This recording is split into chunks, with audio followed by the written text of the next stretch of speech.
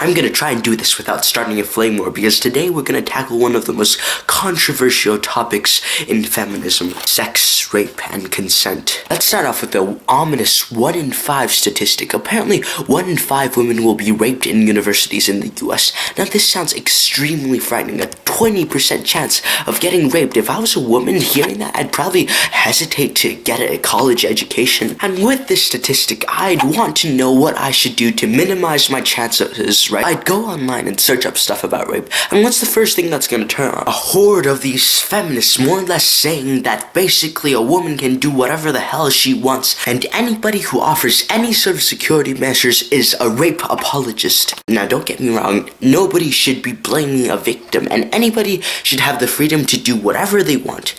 However, we need to understand that society isn't that perfect, and should you choose to do something that potentially might be dangerous, risks will follow. Offering advice to avoid these messed up people in societies is actually pretty helpful and not repressive. For example, saying one should lock their doors is not blaming the victims of a robbery for not locking their doors. It's still the criminal's fault 100%. It's merely warning that you can keep yourself safer by locking your door. The same logic should be applied in cases where people are warned not to go out late at night in a deserted alley or to watch their drinks. But back to the statistic, it's bogus, alright? It's manipulative and it's unrepresentative. The statistic originated from a 2007 study of 5,000 women from 2 universities with a 42% response rate. The 1 in 5 statistic comes from the 19% of women reporting an attempted or complete sexual assault. Now, I don't know about you, but attempted rape,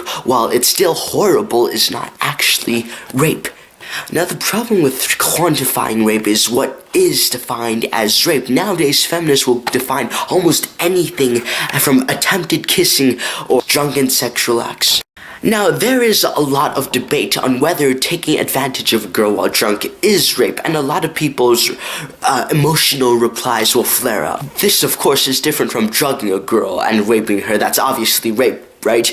No consent was given. But if you see a girl who's drunk and you have sex with her, you are a horrible person, but are you a rapist? Let's look at this from the perspective of the so-called victim. You go to a bar and to get drunk, and you start making out with this random dude, and somehow you end up willingly sleeping with him, not thinking much at the time about it. The next morning you wake up and you probably feel some sense of shame or embarrassment. Now, does this situation really inflict as much psychological and physical harm to you as getting brutally raped at a party or in a parking lot? Will you still have horrific flashbacks about this in 30 years and still be haunted by the horrors of it? Probably not. You'd probably laugh and think about how stupid you were as a 20-year-old. I can't speak for everyone, but I don't think a drunken hookup will cause the same amount of damage as a real life-threatening horrific rape.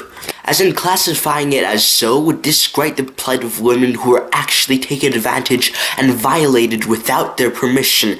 Yes, campus rape is an important issue, but we should not address it by A, telling men not to rape, or B, use fear-mongering tactics to like the 1 in 5 statistics, and C, blaming anybody who offers methods of avoidance and defense. It's very hard to define what the statistics of rape is, as there are many different quantifying factors. Feminists nowadays have such a narrow definition of consent. Heard repeatedly said it has to be a verbal yes. And I can see the advantage of this. For example, a guy can no longer say, well, she was completely passed out and I drugged her, but she didn't say no. It's also quite disadvantageous. What if the couple's deaf? What if they cannot physically speak? Or what if a couple just goes along with it? Is that still rape? And how far will it snowball? I mean, I've seen feminists say that, oh yeah, you need to have consent for each step of a sexual activity, from touching all the way to kissing. What? Do you need to sign a freaking contract now?